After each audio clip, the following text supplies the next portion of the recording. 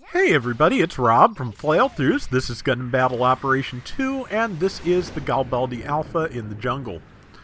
I'm pretty sure it's a fairly high level one. The Zoc is here with me, so might be the level 1 alpha, might be the level 3. It's definitely a Galbaldi Alpha, that's all I can say for sure. I'm using its native beam rifle, which is almost identical to the Galbaldi betas in terms of looks. Unlike the betas, it is not an E-Pack rifle. It is a heat-based rifle, and it can overheat very easily. So you have to be very careful, because that can leave you kind of defenseless if you're not careful, because the Alpha has that and a Sturmfaust and a Beam Saber. It's really good with the Beam Saber, but yeah, that's just... you have to be very careful. The Zoc's already down, because a Gan got a hold of it. Nothing much I could do about that, sadly. That's the Gan there. I just hit it for 2,400. 3,500 and another 3,500, almost 10,000 damage there in a very quick volley. That's what the Galbaldi Alpha has going for it, mainly that downswing, because the downswing is just a lunge. It is very fast and can knock somebody down instantly and open them up for a second downswing on their feet. And that's a lot of damage. And the Gan got out of my last downswing, but went up on the hill where somebody else finished it off. There is a Gallus J that I'm chasing down. Tried to hit it with the Sturmfaust, didn't get a chance. Gallus J has a pretty good Beam Saber attack. It's much more standard than the Galbaldis, but does fair damage, and the Gallus just has a lot of good weapons.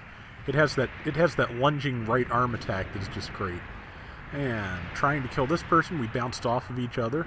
Went for the tackle, but my ally finished them off. As the allies' melee attack finished off that person, the Gallus managed to counter them and kill them, and then it and its teammates killed me. But I don't think the Gallus is going to live much longer either. The Gan's what got me, and it's getting the Zoc again too. This is a simple battle, so simple battles are always more hectic because there's no fighting over spawn points. There's no worrying about spawn points. And also, if everybody is fighting at one point, you can kind of drop in behind the enemy team and surprise them. So you have to be kind of very careful where you decide to make a stand on a map like this in simple battle. So managed to dodge roll out of the way of most of those attacks. Got caught by one, but there's somebody down in the river who's trying to kill me. I'm going to go back here with an ally. Somebody back here fighting our Zgok E. It is a very weird team composition here. I am not against that generally. We've got a Gundam Pixie, a Zgok E, a Zoc, and me. So I am the only general on the team. And I am a melee general with some stunning power. So yeah, very, very unorthodox team composition, but that tends to work better in simple battle as well, in my opinion. Also, again, just... team composition, in my opinion, and I'm pretty sure I've said this before, is not as important as just how well the team works together. And so far, we're supporting each other fairly well. Focusing attacks on a single enemy while we can, and trying to get enemies off of our allies while we can. Tagged again, didn't downswing. I might have reached if I had. Got out of the way of the Gan's own attack. Managed to tag them both with a couple of attacks there. Gan's nearly dead again.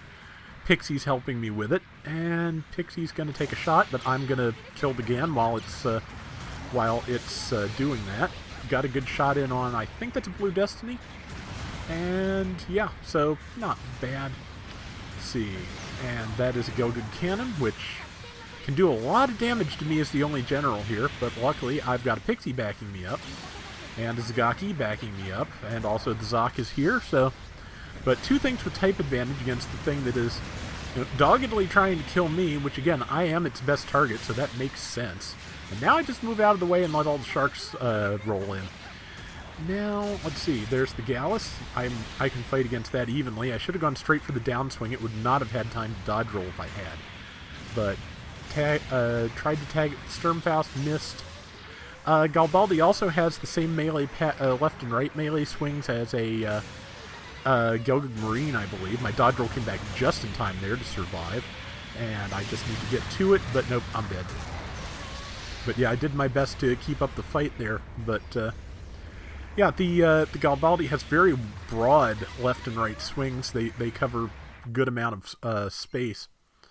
We are all dead. We are down by 600 points, so we just need to get back in there as soon as we can.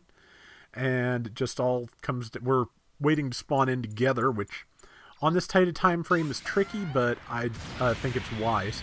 The Gallus is nearly dead. I'm probably going to try and focus it.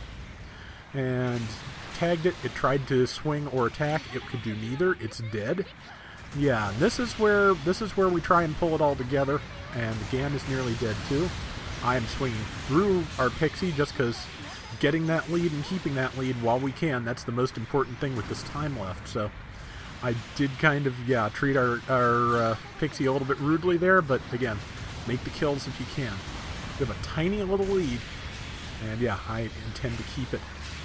Missed with the downswing, didn't miss with the tackle, and we've got a 1,000-point lead left with 5 seconds. So even if they kill me, they do not have time to win this. So yeah, pretty good simple battle round. I thought it worked out, and again, managed to do fairly well with an atypical team, and that's always a good feeling. So again, simple battles help with that, I think. But top assist for me at 1,200 points, top damage at 83,000 points, and yeah, did fairly well. 2 kills, 2 deaths. Pursuit assists 39,000, which is kind of ridiculous, but hey, it worked.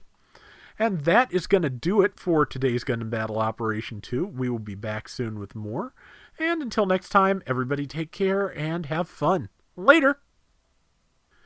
I mentioned this in previous Galbaldi Alpha rounds, but for those who haven't heard before, in Gundam Battle Operation 1, the Galbaldi Alpha was almost completely the same, except that it did not have the Sturmfaust as a sub-weapon.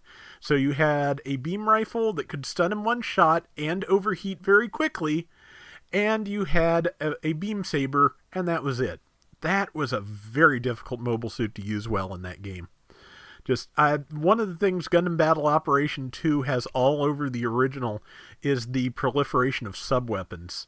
Towards the end of GBO1, you were starting to see that. The Easy 8 weapons rack with all of its sub-weapons was one of the last things in the game. But yeah, there were just some things that did not have enough going for them. And since pretty much every Zeonic mobile suit could handle a Sturmfaust, it was a good thing to have as a sub-weapon to a lot of things here.